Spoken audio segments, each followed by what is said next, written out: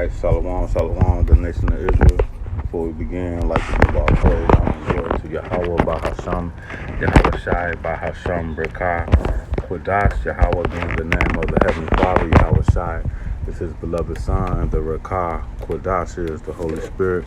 Double honors to the apostles and elders of Great Millstone that rule well, teach well, helping us to go in this truth. We say Shalom, peace, honor, and blessings as well to the hopeful elect, the 144,000 that's pushing this truth throughout the four winds of the earth. Shalom, Shalom, peace, honor, and blessings to that great multitude that's listening in our truth and sincerity and believing on the names of Yahweh and his Son, Yahweh Shai. And with that, Lord willing, we get into another edifying lesson through the Spirit. And as we do always, we get right into it. This is 1 Timothy chapter 6. 6 and verse 6. It says, but godliness with contempt is great gain. Repeating that, it says, but godliness with contentment is great gain. And being content, and I want to get this word content, and that's the spirit that we have come to be in, coming into this truth, being content in our mind, not thinking, not having to have everything that we see anymore, man. Our bellies is not our power anymore, and we have learned to rule over our flesh through the spirit and power of Yahweh Bashem Yahushua by submitting, to this work, man, by submitting to the words of our Lord Yahweh Shai.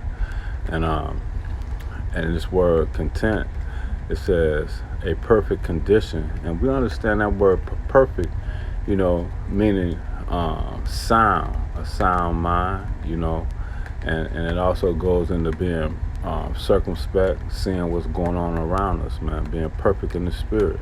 It's a perfect condition of life in which no aid or support is needed, man, and that's right, no aid or support needed in this world, but fully from the spirit, because the scriptures have said he has given us the comforter who comforts us in our afflictions, man, who guides us into more deeper knowledge of this understanding, a perfect condition of life, man. We understand that life comes about, through through our power, man, which is our Lord Yahweh Shai, man, says that we can do nothing without him, and that's a true statement, man.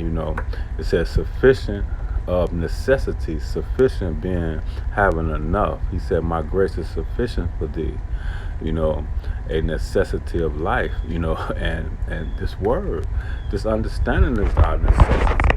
This is what's necessary, I know when say he is divine and we are the branches, man. Without him we can do nothing, man. Just roughly paraphrasing, our Lord, and it says a mind content with its lot. And that's powerful, man. Content with its lot, man. We have been given we have made a vow, man, to do this work, man. We have been called to this truth, and called, and Lord willing, we're chosen, man. He said, here, I have chosen you, you have not chosen me, man. So we have a duty, man, to do, man, and he has given us, and one of my favorite precepts is Proverbs 13 and 13. You may hear me say it all the time, man, because those that despise this word, who thinks that this word is insignificant, man, this being perfect, in our spirit, being content in all things, is to them is insignificant. But the scripture says that they shall be destroyed. But those who fear these commandments shall be rewarded, man. Be rewarded, man. Those that fear. Actually, in Psalms, let's grab that real quick. On my lip. Let's get that. It says those that fear the Lord, the eyes of the Lord are upon them that fear him, man. And that's just what, those are some of the rewards, man, being protected, man, being preserved in this truth, being preserved by this word. All right, let me grab this. This is Psalms chapter 33 and verse 18 said, "Behold, the eyes of the Lord is upon them that fear Him," man. You know, and that's you know, that's a promise, man. You know, those that fear the Most High and keep His words, man. Upon them that hope in His mercy, see, and this mercy that He has even given us, this contentment, you know, that He has given us in our mind, man. You know, a sound mind, you know, and it's only through the power of Yahweh Hashem Yahushua. It says to deliver their soul from death, man. That's right. We were in a dead state of mind, man. We didn't know who we were. You know, we didn't know where we were going. You know, we thought we had to be somebody in this world, man. You know, that's why I was going into this word content. You know, because you know He has given us contentment, but you know, hold on. Let me because in Matthew 4:4, He said that you know, that's in Matthew 1. It talks about when the Lord had went on that fast, man. You know, 40 days and 40 nights, and He was tempted, and that's just how we're tempted in this world today, man. You know, by the lust of the eye. You know, job, trying to, you know, promote, give you promotions. You know, but you know, get granted for the job, but you have to go through some other hoops to get that job, and the Most High shut it down, you know, and being content when He shut things down, understanding that it's the will of the Lord, that He governs this world with the palm of His hands. You know, that's being content. You know, not trying to force, not trying to kick down the door no more, man. Trying to make things happen, you know. All right, it says to deliver their soul from death, man. Death is to move to be linked to our own understanding, you know. In all our ways, we're supposed to acknowledge Him, and to keep them alive in famine, man. So when famine of this word, famine of food, you know, destruction, pestilence, He's gonna deliver us, man. You know. Because we're being content with what He has provided for us. You see, our souls wait upon the Lord. He is our help and our shield, man. You know, and that's powerful, man, because the scriptures talk about us being Jacob thy worm, man. We can't do nothing on our own, man. You know, this devil has been blessed with the sword, man. You know, but we've been blessed with that a gift of faith, man. You know, it was a gift. Ephesians 2:8, you know. All right. It says, but our heart shall rejoice in Him because we have trusted in His holy name. Let thy mercy, O Lord, be upon us according as we hope in Thee, man. You know, so it's all about, you know, staying diligent, you know, and asking the Lord, man, you know, to continue to keep His Spirit upon us, man, doing what's pleasing in His sight. Now let's go back to First Timothy 6. It says, verse 7. It says, "For we brought nothing into this world, and it is certain we can carry nothing out, man." So we're not gonna be able to take nothing with us, you know. And we don't need nothing here, man. This is not our rest, man. You know, it says, "Flee the shadow of this world," you know. So we looking for new bodies, man. You know. Hey, we looking to put on incorruption, man, you know, because these bodies are corruptible bodies, man. In verse 8 it says, having food and raiment, which is clothing, you know, let us be therefore content. So long as we have food, we have clothes, and He giving us our daily bread, man, because He said money is a defense, you know. And actually, let's grab that real quick. It said He put money compared as a defense and wisdom. Let's get that in Ecclesiastes. I think it's 7, in verse 12. It says, "For wisdom is a defense." Okay, so wisdom is a defense. Money is a defense. But check it out. It says, "But excellence of knowledge is that wisdom giveth life to them that have it," man. You see that? So we need this. We need money as a defense, but we need. It says, "But the excellency of knowledge, that wisdom giveth life to them that have it," man. So now let's go to cause see we need money, but he said he's gonna give us our daily bread. All right. Now let's grab this in Matthew 4. Yeah, 4. We're gonna start at the top. It says, and he began again to teach. Oh, that's in Mark. I'm sorry, Matthew 4.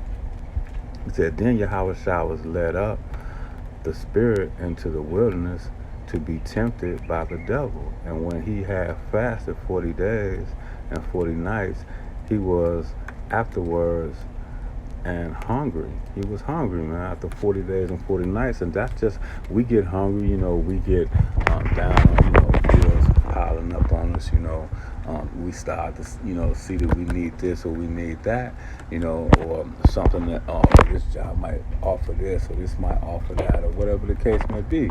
It's the same thing, But it's the will of the Lord, man. We understand that today, man.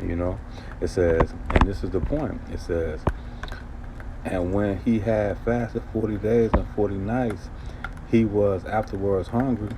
And when the tempter that came to him, he said, if thou be the Son of Man, make these stones be made of bread. And sometimes we try to just push things, make it work, But see, we don't tempt the Most High. So this is the point, Salaki.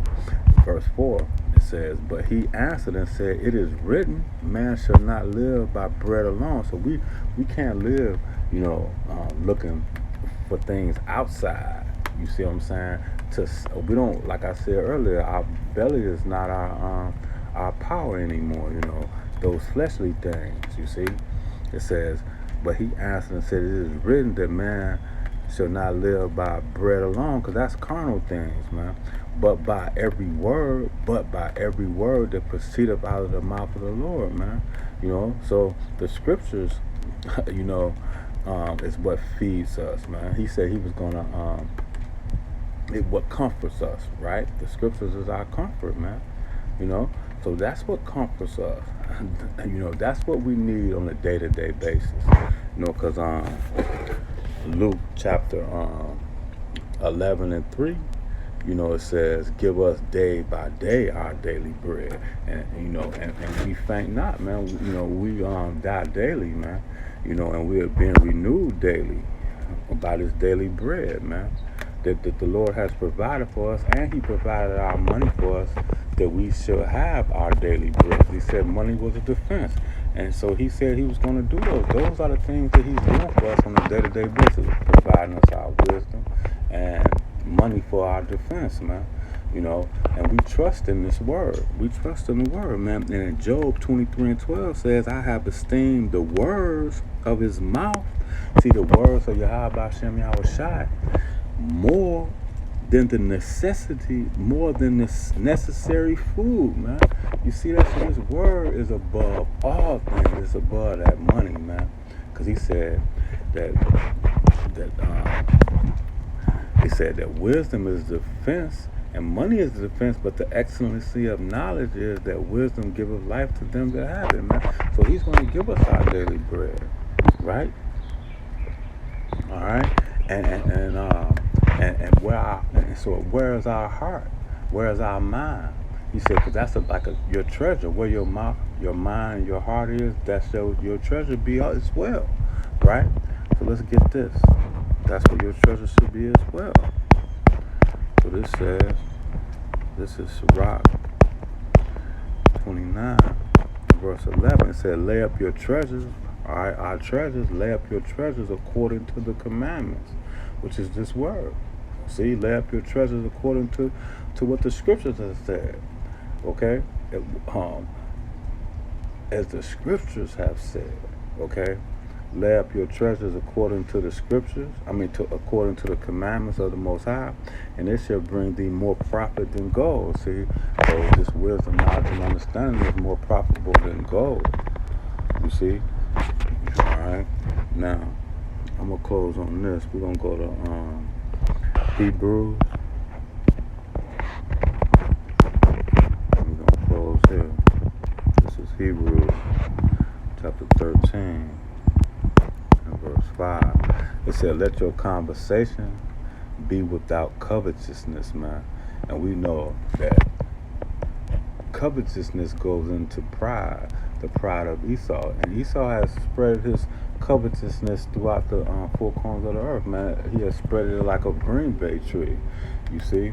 But see, that devil's going to pay for those things, man, you know. But see, that's why he said, this is not our rest. Flee the shadow of this world. See, that's the shadow of covetousness.